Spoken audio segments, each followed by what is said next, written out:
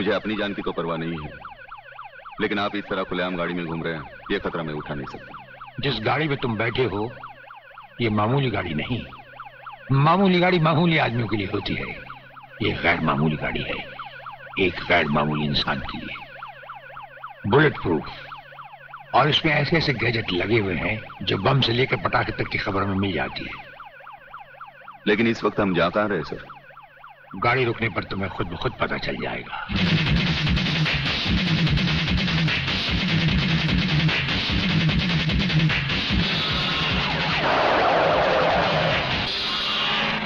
वागले, यहां हमारा घर है।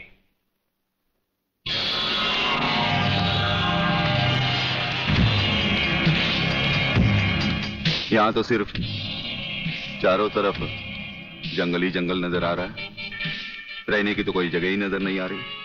अभी नजर आ जाएगा बहादुर।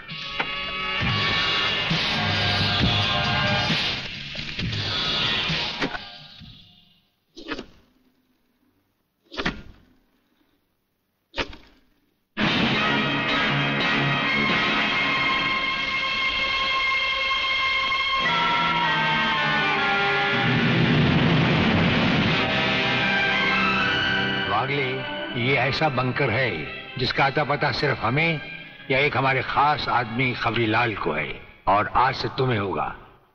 ये इतना मजबूत है कि इस पर ना तो कोई हवाई हमले का असर हो सकता है और ना किसी बम या बारूद का। दुश्मन तो क्या, हमारी इजाजत के बगैर परिंदा भी पर नहीं मार सकता। वागले आओ, अब हम तुम्हें अपने बंकर से वाकिफ करवाएं। ये रहा हमारा ट्रांसमीटर सेक्शन।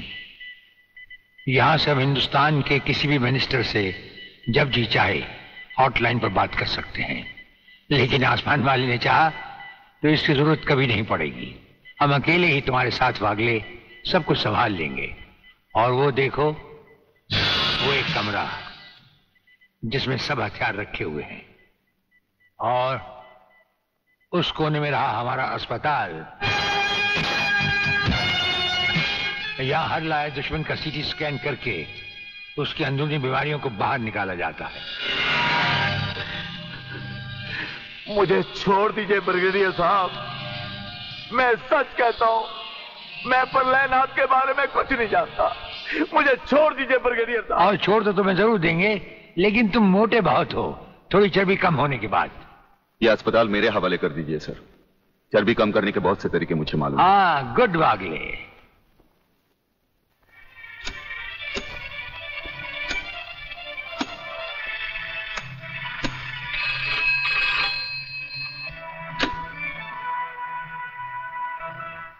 नमस्कार सर, मैं खबरीलाल बोल रहा हूँ।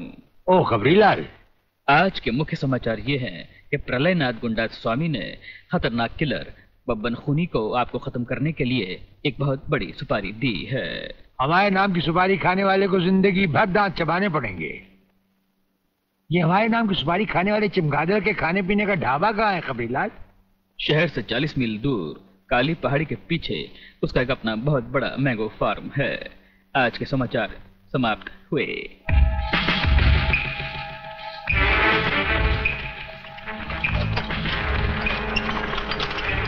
शोबे गंगवा, ये माल जो तू आसाम और यूपी भेज रहा है तगड़ा है ना?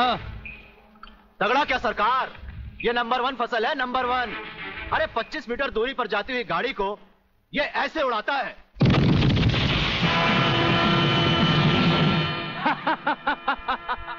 देखा सरकार, ये अपनी बम फैक्ट्री में बना हुआ मैंगो का कमाल। यूपी और असम में आतंक फैलाने के लिए ये माल तो ठीक है, पर मुझे वो माल बता जो ब्रिगेडियर सूर्यदेव सिंह को उसकी गाड़ी के साथ जलाकर उसे राख कर दे। वो भी तैयार है सरकार। ये देखिए छोटा सा हाफुस जो 50 मीटर की दूरी पर जमीन पर गिरते ही ऐसा फटता है कि मरने वाले की हड्डियों का सुरमा बन जाता है। ये देखिए।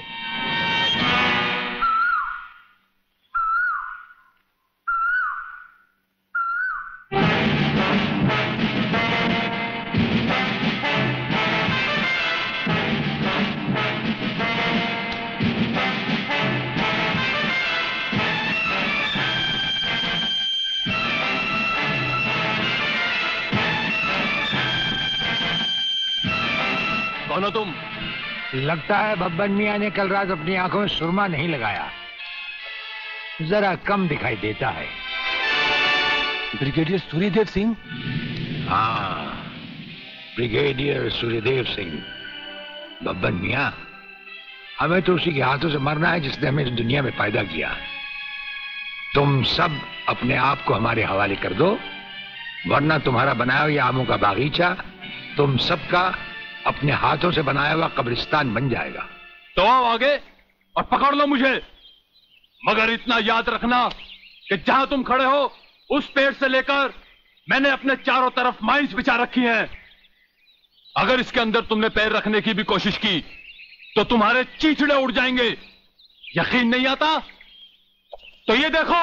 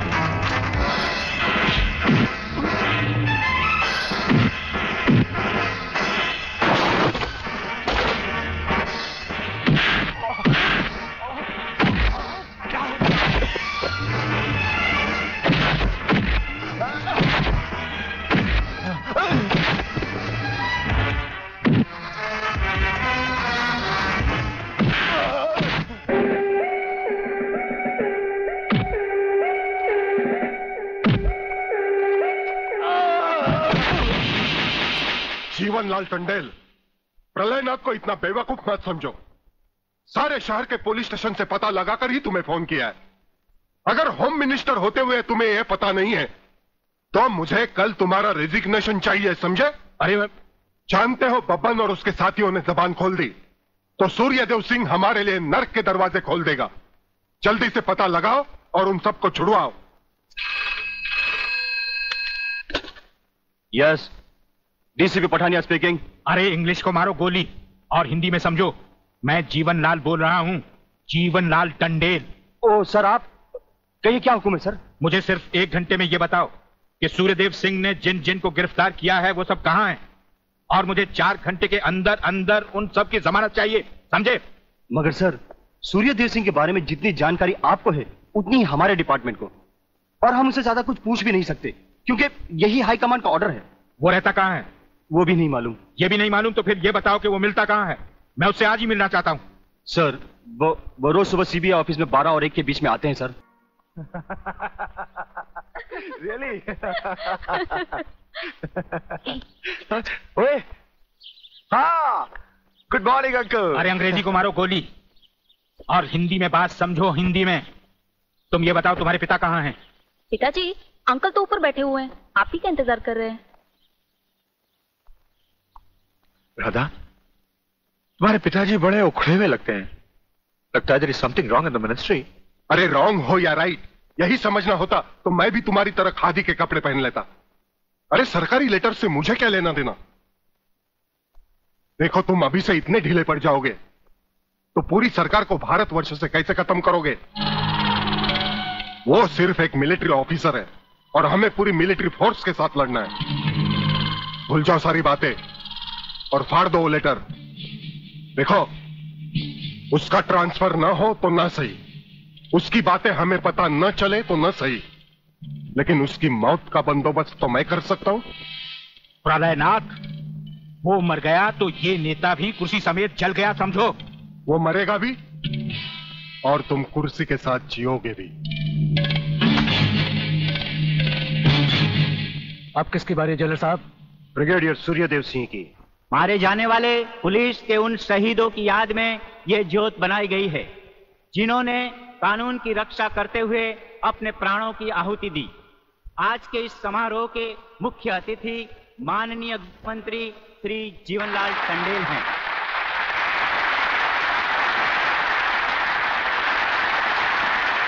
और इस ज्योत का उद्घाटन एक महान योद्धा, परमवीर चक्र विजेता ब्रिगेडियर सूर्यदेव सिंह के हाथों से होगा।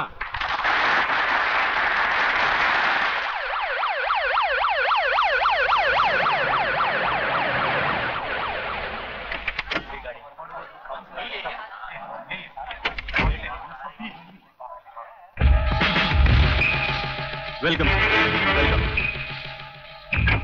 प्लीज।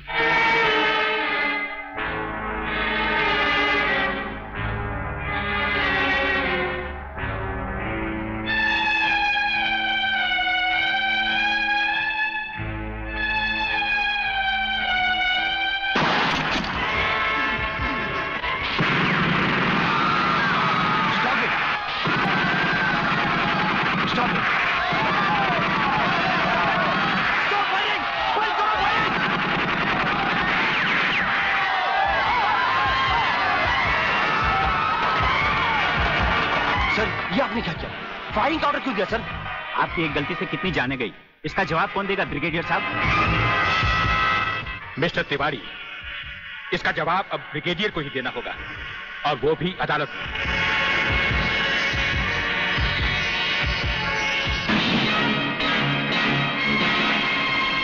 योर ऑनर, शहीद स्मारक पर हुए गोलीकांड के जिम्मेदार ब्रिगेडियर सूर्यदेव सिंह ही हैं। इन्हीं के कहने पर गोली चलाई गई, जिसमें कई बेगुनाह लोग मारे गए। अब मैं अदालत के सामने कुछ ऐसे गवाह पेश करूंगा जो इस हादसे को साबित कर देंगे। सबसे पहले मेरे गवाह हैं municipal councillor mister M.K. Tiwari.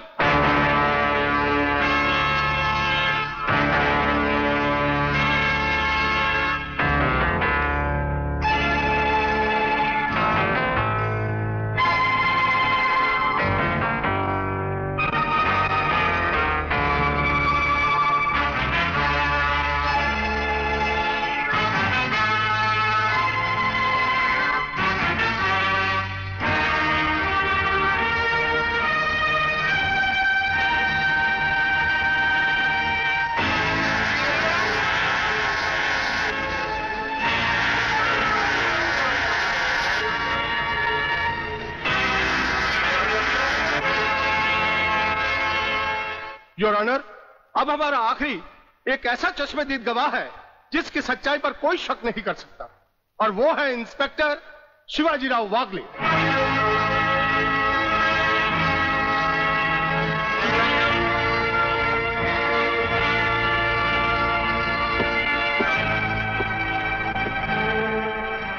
मैं गीता पर हाथ रखकर कसम खाता हूं, जो भी कहूंगा सच कहूंगा, सच के अलावा कुछ नहीं कहूंगा। जज साहब, शहीद स्मारक पर जो भी कुछ हुआ मेरी आंखों के सामने हुआ। मुझे इस बात का ताज्जुब है और अफसोस भी है कि ब्रिगेडियर सूर्यदेव सिंह जैसे जिम्मेदार और सुलझे हुए अफसर ने ऐसा कदम क्यों उठाया जिससे निर्दोष लोग मारे गए। इस हत्याकांड के जिम्मेदार ब्रिगेडियर सूर्यदेव सिंह ही हैं।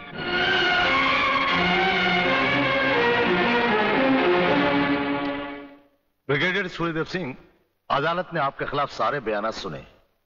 आप अपनी सफाई में कुछ कहना चाहेंगे या आपका कोई वकील है? हम अपनी डिफेंस खुद करेंगे, सिर्फ आपकी इजाजत चाहिए। इजाजत है? आप गीता पर हाथ रखकर कसम खाइए, जो भी कहेंगे सच कहेंगे, सच के सिवा कुछ नहीं कहेंगे।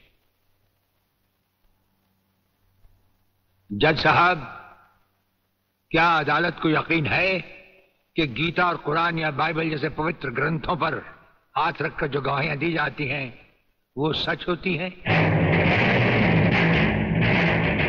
अगर इन कस्मों के बावजूद भी गवाह सच नहीं बोलता तो फिर अदालत में इन पवित्र ग्रंथों का अपमान किस लिए जज साहब?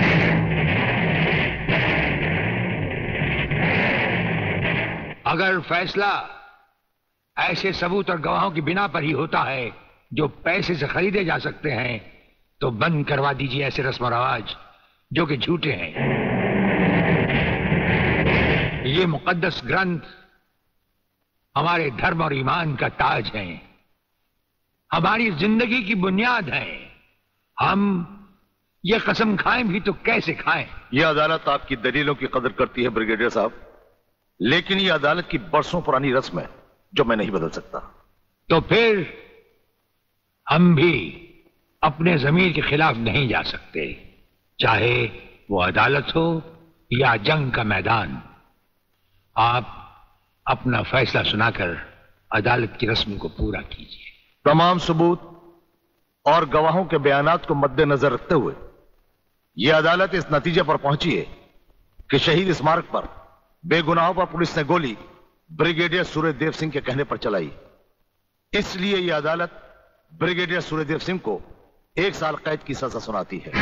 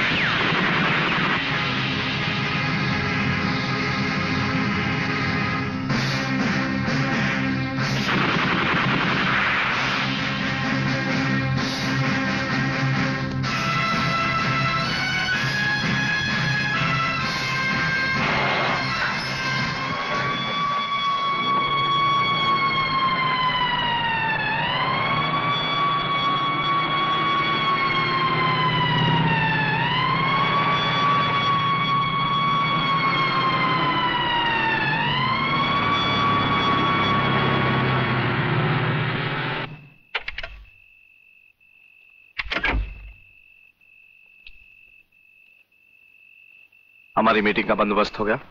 Yes sir. सूर्यदेव सिंह को आप जेल के तहखाने में मिल सकते हैं। गवर्नमेंट डिसिप्लिनरी एक्शन का मामला है, इसलिए हमारे साथ हमारे सेक्रेटरी के अलावा और कोई नहीं जाएगा। Right sir. This way please.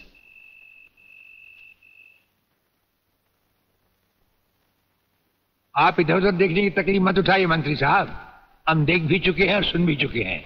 यहाँ दीवारें तो हैं लेकिन इनके कान नहीं। आपका वागले से अलग हो जाना, वागले का भरी अदालत में आपके खिलाफ बयान देना, आपका गिरफ्तार होना भाई ये सब मेरी समझ में पूरी तरह से नहीं आया। इसलिए तो आपको हमने याद किया है, और जब कभी जरूरी समझा जाता है तो इंस्पेक्टर वागले इसी तरह भेस बदल कर हमसे मिलने यहाँ आते रहते हैं।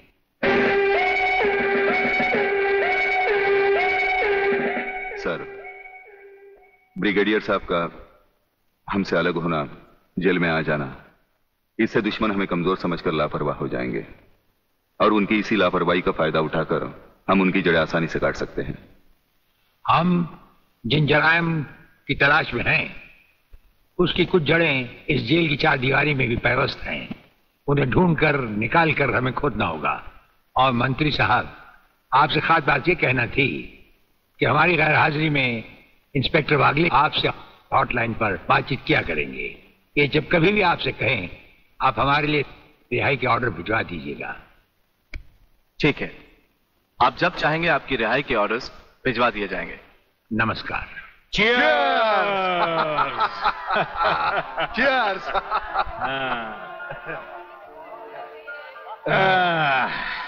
नया साल बहुत बहुत मुबारक हो प्रलयनाथ। नया साल तुम्हें मुबारक, और सूर्यदेव सिंह का जेल जाना मुझे मुबारक। राधा बिटिया कहीं नजर नहीं आ रही? नजर तो तुम्हारा बेटा रसिक नाथ भी नहीं आ रहा। अरे भाई, इन नौजवान लोगों का हम बूढ़ों से क्या मतलब? मना रहे होंगे कहीं नया साल अपने जवान दोस्तों के साथ।